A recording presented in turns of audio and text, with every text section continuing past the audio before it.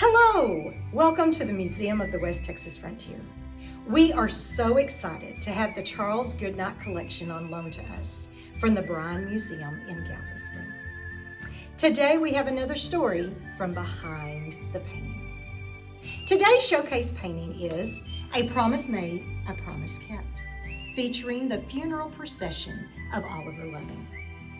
Oliver Loving and Charles Goodnight had a great working relationship, but they were even closer friends. On one trail drive, Loving approached Goodnight and told him that he wanted to go ahead of the herd and negotiate the sale of their cattle. So when Goodnight and the cowboys arrived, the deal would be done. Goodnight tried to talk Loving out of this because he knew the Comanche were on the warpath. But Loving would not listen.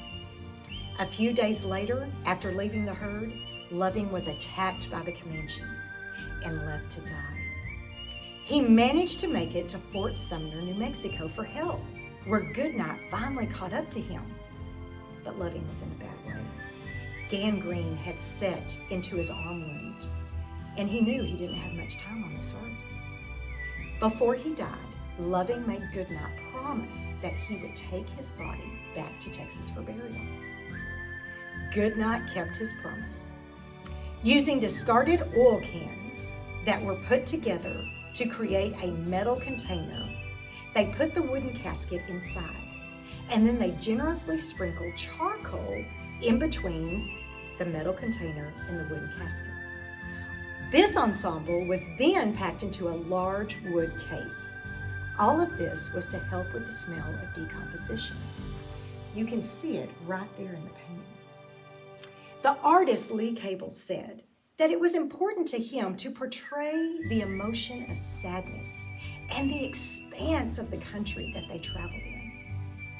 Loving is buried at the Old City Greenwood Cemetery in Weatherford, Texas.